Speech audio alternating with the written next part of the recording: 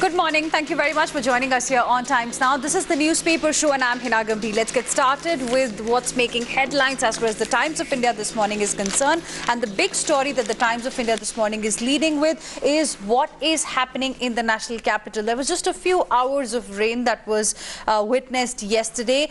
3 people have lost lives. Slum houses collapsed in city's first heavy rain of this season, the monsoon season. Readiness claims washed away by downpour. That's the story that the Times of India this morning is leading with. Cave-in swallows 10 homes, piece of history also gone. Man dies as Minto Bridge underpass gets flooded once again. 10 houses capsize even when a road caves in at ITO's Anna Nagar slum. 50 families are homeless because of this. Dome of 19th century mosque at Old Delhi's Hauz Qazi also collapsed. How much did it rain? It's a very interesting analysis that has been given. In Safdarjung, 74 millimeters, Ridge area 85 millimeters, Palam area 16.9 millimeters. So that was the amount of rain that was witnessed yesterday, and this was the impact. An NDRF team with divers combs Anna Nagar slum where 10 houses collapsed, and we'll get you more details on this one in just a bit. 56-year-old driver found drowned in underpass at Minto Bridge. Apart from this, as far as Assam floods are concerned, there is an update regarding that too. 85% of Kaziranga submerged, over 100 animals dead. A rhino on the fringes of Kaziranga in Assam's Nagaon district. Flood fury continues in Assam with 85% of Kaziranga National Park completely submerged. It has already lost 108 animals, including 9 rhinos, 82 hog deer, and 130 animals have been rescued. Centre accepts state's proposal to build a 32-kilometer artificial highland inside park to shelter animals. Prime Minister Modi calls up Chief Minister Sonowal even as 5 more people die in 24 hours, taking the toll to 85 in Assam. Prime Minister Modi speaks to 7 chief ministers on floods and COVID-19. That's another important update here on the front page. Then water gushes through roof of a Bareilly hospital. In a viral video, patients at a COVID-19 hospital in UP's Bareilly district were seen sitting helplessly even as rainwater started pouring into the ward from the ceiling. Then there is an update about India's COVID count. Sunday's COVID count hits 40,000. 21% of all cases came in just 1 week. There has been a 31% jump in cases last week. Fatality rate in India, meanwhile, is now below 2.5%. Community transmission is underway. This is what a doctor at Gangaram Hospital has said. An update about the Rajasthan political crisis. Rajasthan Chief Minister framing me to avenge son's defeat. This is what Union Jal Shakti Minister and Jodhpur MP Gajendra Singh Shekhawat has said.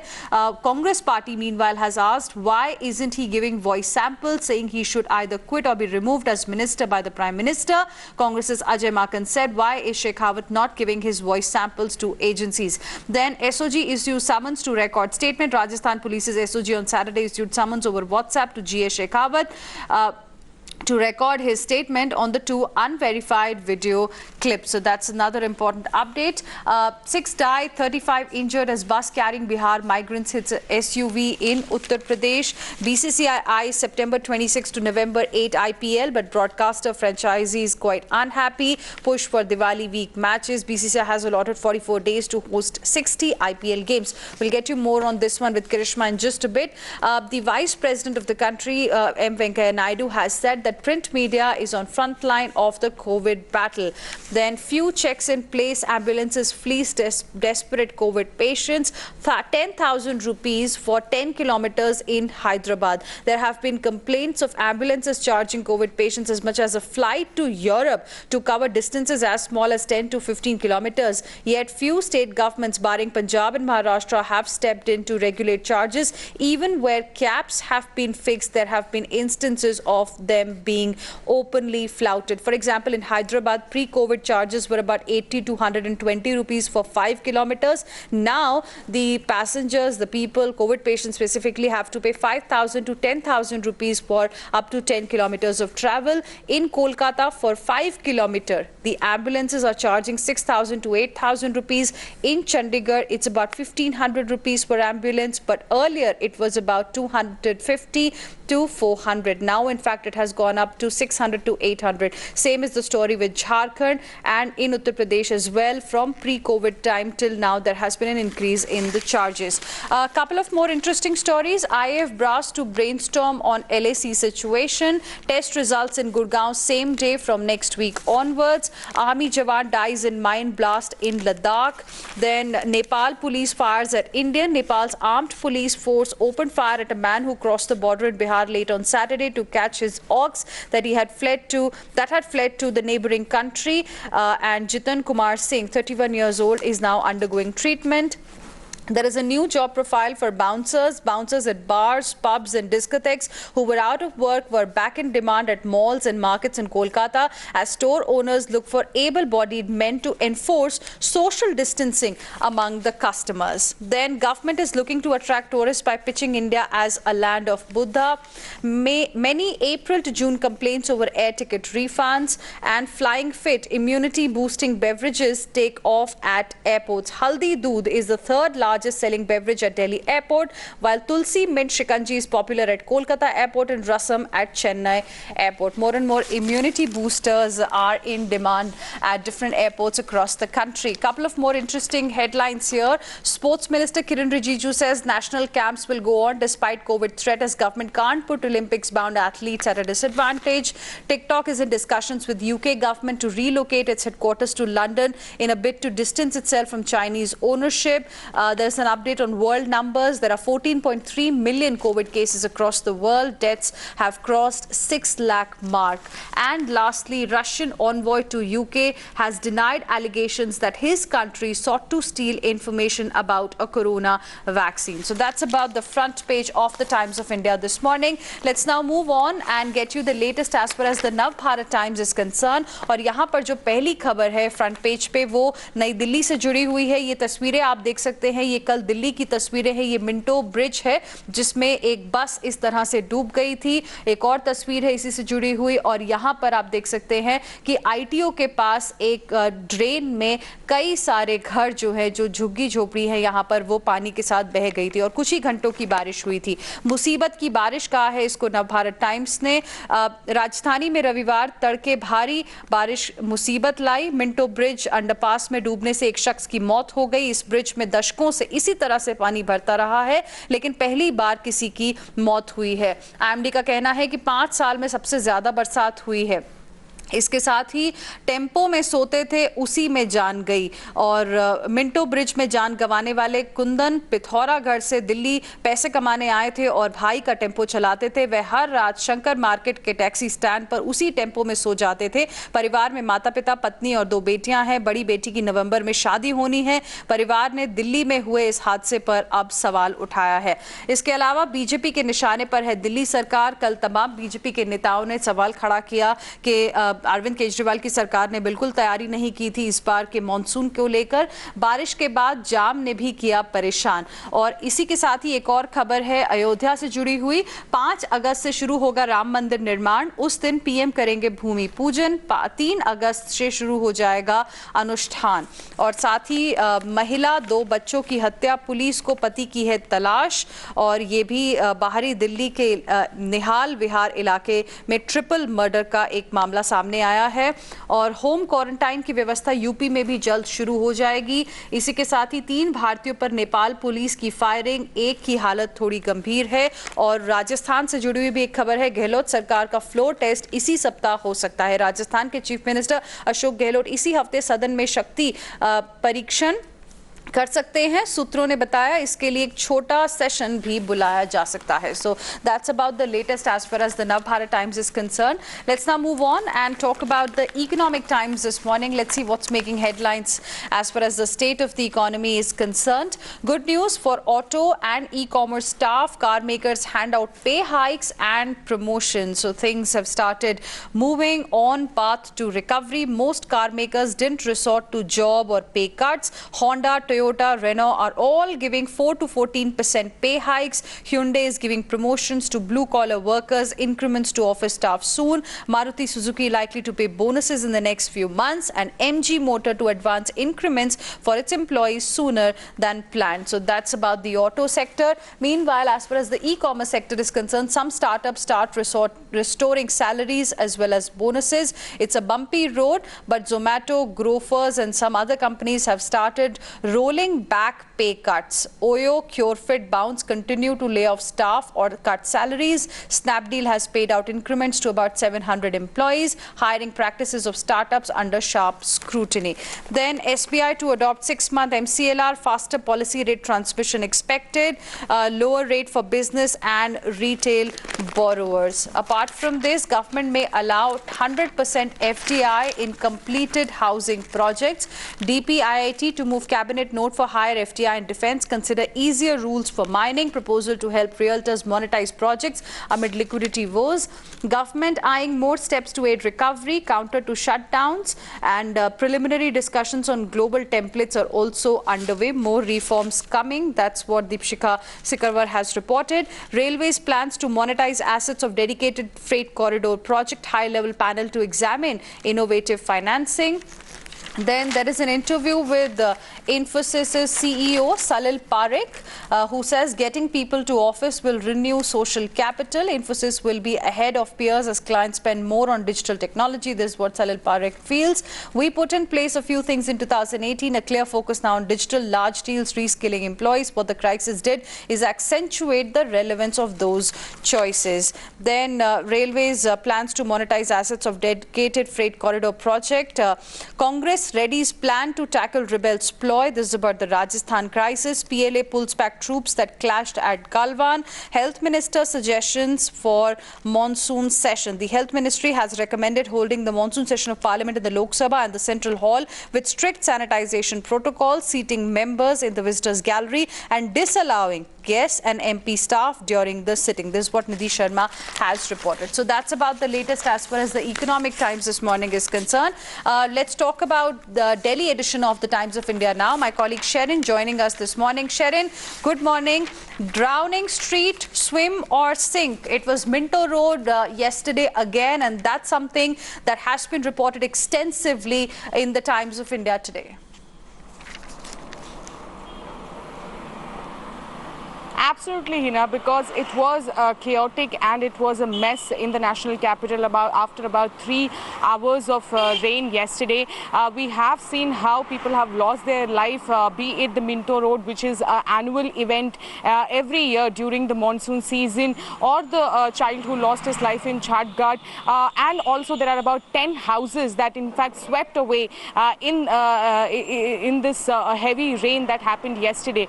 Clearly the BJP and the Congress are even now hitting out at the Delhi government, but the Delhi government has been saying that the PWD had in fact done their job. It was in fact the MCD who was supposed to clear off these pocket drainages in the national capital on the streets.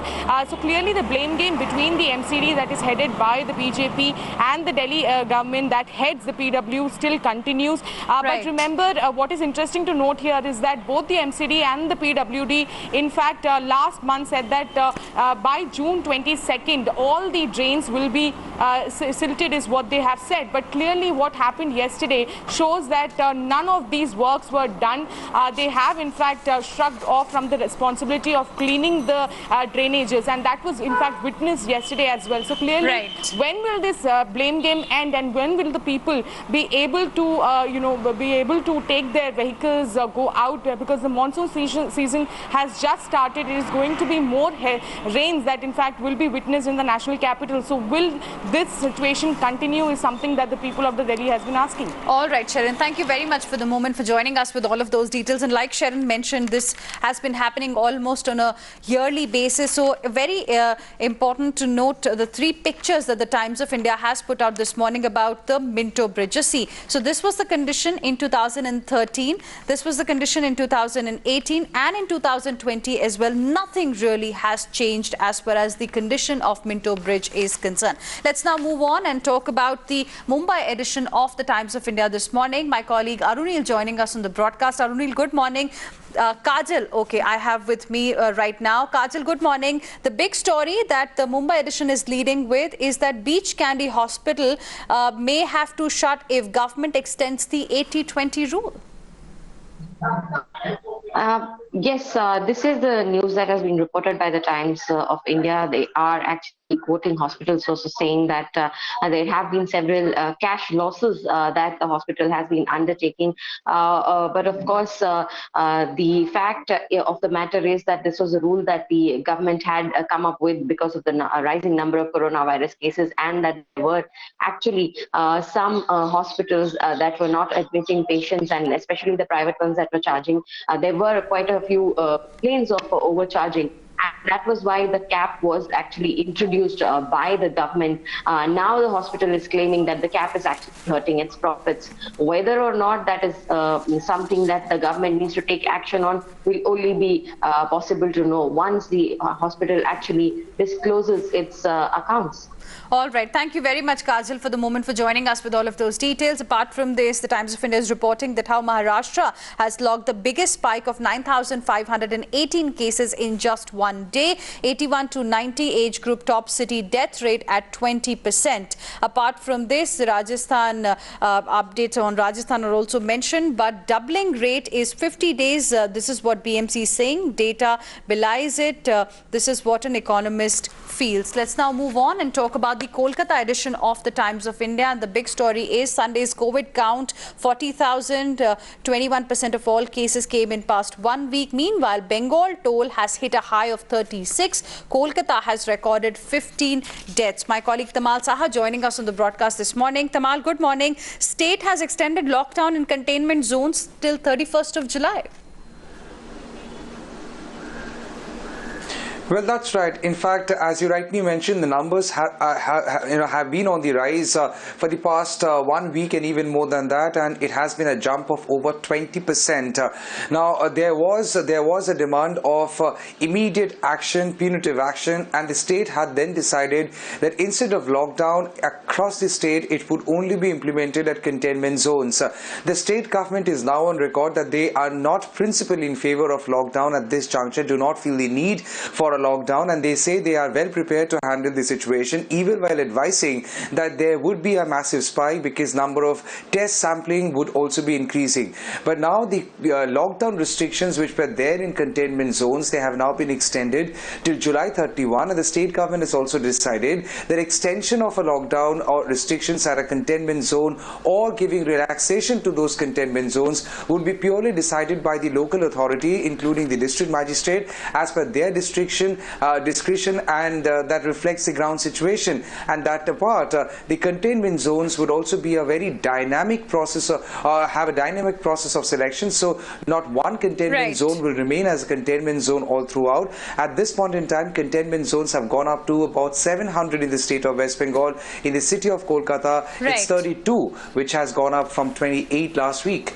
All right. Thank you very much, Tamal, for the moment, for joining us with those details. Moving on now to the Bengaluru edition of the Times of India this morning. The state tally has crossed 63,000 mark, 12,000 added in past 3 days. Deepak Bopanna joining us on the broadcast this morning. Deepak, good morning. Karnataka forms 7 special squads to enforce bed and admission rules.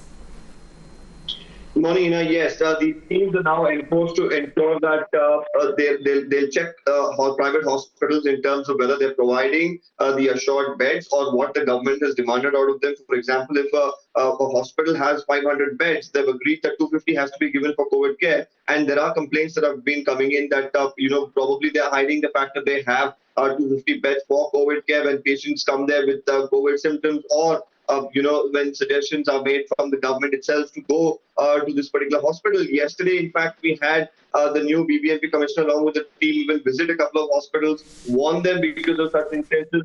Also, what they're advising most of the hospitals now is that if you are mildly symptomatic or asymptomatic, do not treat them at the hospital. Try to send them back home by giving them advice and protocol to be followed while treating, moderate and severe symptoms. So these are measures that are being taken somewhere to contain and curb the spread, which, as you mentioned, is really looking pretty bad at the moment. All right, Deepak, thank you very much for the moment for joining us with all of those details. In fact, the Bengaluru edition has also reported that Karnataka finally does 1 million COVID tests. But the question is this enough?